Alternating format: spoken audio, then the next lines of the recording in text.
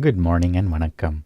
In this video, we're going to be reading from Dancing with Shiva, Hinduism's contemporary catechism written by Sadguru Sivaya Subramania Swami, a richly illustrated sourcebook of Indian spirituality in question and answer form, exploring how to know the divine, honor all creation, and see God everywhere, in everyone. Today's lesson is lesson 55, and we'll begin by reading the caption to the facing image. In an old story, a king whipped a worker for laxness during the building of a dike. That man was Shiva in disguise, and the blow was felt by everyone, including the king. God never punishes us, for we are He, and He would be hurting Himself. Lesson 55. Does God ever punish wrongdoers? Shloka 55. God is perfect goodness, love, and truth. He is not wrathful or vengeful. He does not condemn or punish wrongdoers. Jealousy, vengefulness, and vanity are qualities of man's instinctive nature, not of God. Aum Namah Sivaya. Bhashya. There is no reason to ever fear God, whose right hand gesture, Abhaya Mudra, indicates fear not, and whose left hand invites approach. God is with us always, even when we are unaware of that holy presence. He is His creation. It is an extension of Himself, and God is never apart from it nor limited by it. When we act wrongly, we create negative karma for ourselves and must then live through experiences of suffering to fulfill the law of karma. Such karmas may be painful, but they were generated from our own thoughts and deeds. God never punishes us, even if we do not believe in Him. It is by means of worship of and meditation on God that our self-created sufferings are softened and assuaged. God is the God of all, of the believers within all religions and of the non-believers too. God does not destroy the wicked and redeem the righteous, but grants the precious gift of liberation to all souls. The Agama state. When the soul gradually reduces and then stops altogether its participation in darkness and inauspicious powers, the friend of the world, God, reveals to the soul the limitless character of its knowledge and activity. Aum Namah Sivaya. Good morning and vanakkam. In this video, we're going to be reading from Living with Shiva, Hinduism's contemporary culture, written by Sadguru Sivaya Subramania Swami. 365 daily lessons based on ancient Vedic laws disclosing how to approach family, money, relationships, technology, food, worship, yoga, and karma to live a truly spiritual life. Today's lesson is lesson 55, and the topic is purifying the intellect. There are many things which have their claim on people's minds. For many, it is the physical body. The hypochondriac thinks about it all the time. Then there's the employer who has bought the intellect of the employee. The emotions consume the intellect with hurt feelings and the rhetorical questions that ensue, elated feelings, and the continued praise that is expected. And then there is television, the modern vishvaguru that guides the intellect into confusion. As a dream leads only to waking up, television leads only to turning it off. Yes, there are many things that claim the intellect, many more than we have spoken about already. The intellect is guided by the physical. The intellect is guided by the emotions, by other people, and by mechanical devices. And the intellect is guided by the intellect itself, like a computer processing and reprocessing knowledge without really understanding any of it. It is at the stage when anger has subsided, jealousy is unacceptable behavior, and fear is a distant feeling, when memory is intact, the processes of reason are working well, the willpower is strong, and the integrity is stable, when one is looking out from the Anahata Chakra window of consciousness,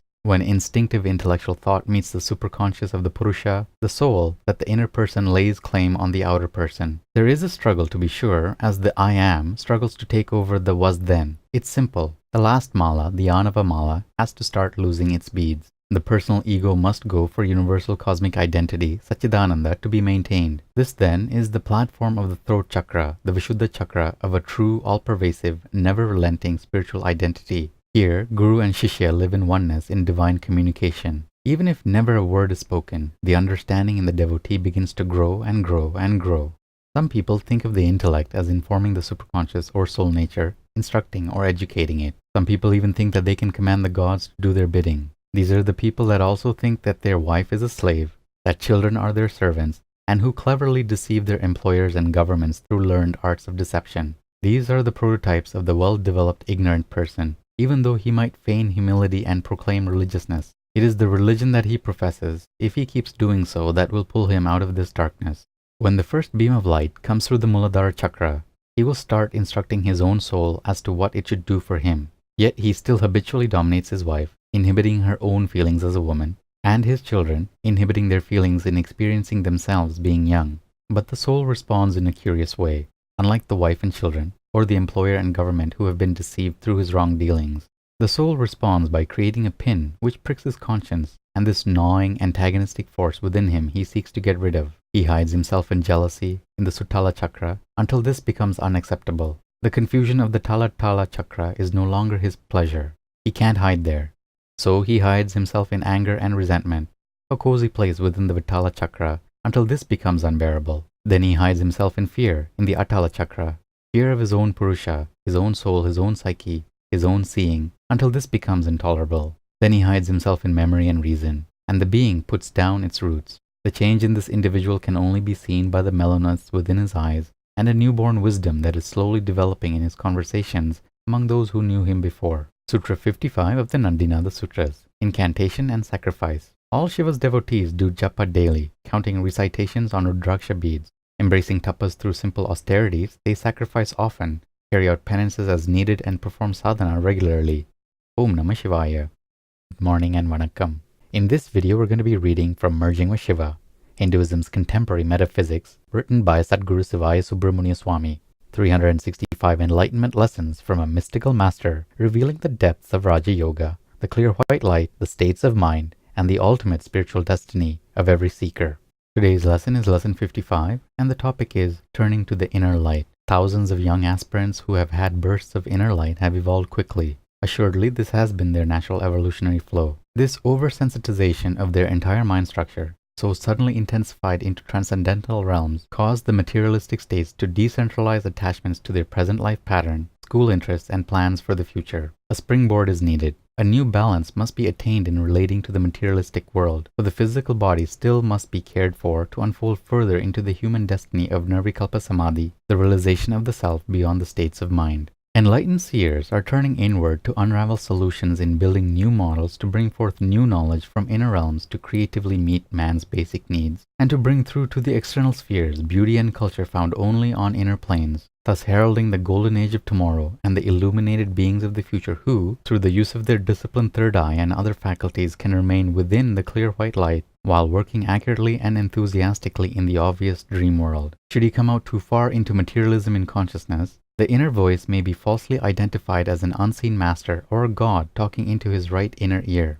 But when in the clarity of the white light, he knows that it is his very self. Realizing he is the force that propels him onward, the aspirant will welcome discipline as an intricate part of his internal government, so necessary to being clear white light. It is a great new world of the mind that is entered into when first the clear white light dawns, birthing a new actinic race, immediately causing him to become the parent to his parents and forefathers. When living in an expanded inner state of mind, he must not expect those living in materialistic consciousness to understand him. On this new path of the lonely one, wisdom must be invoked to cause him to be able to look through the eyes of those who believe the world is real, and see and relate to that limited world in playing the game as if it were real, thus maintaining the harmony so necessary for future unfoldments. To try to convince those embedded in materialism of the inner realities only causes a breach in relationship, as it represents a positive threat to the security they have worked so hard to attain. First, we have the instinctive age, of valuing physical strength and manly prowess, followed by the intellectual age, facts for the sake of facts, resulting in the progress of science. Now, we are in an age of new values, new governing laws, an actinic age with new understanding of the world, the mind, but most of all, the self. Understanding is preparation for travel, for it is an age of the mind, and in the mind, much more intense than the speed of light, exist spheres which seers are only willing to speak of to those who have the inner ear with which to listen. The mind of man tends either toward light or toward darkness, expanded awareness or materialistic values. Depending upon the self-created condition of the mind, man lives either within the clear white light of the higher consciousness or in the external mind structure which reflects darkness to his inner vision. And that's it for today's lesson. Take care of yourself, have a beautiful day, and we'll see you in the next video. Aum Namah Sivaya.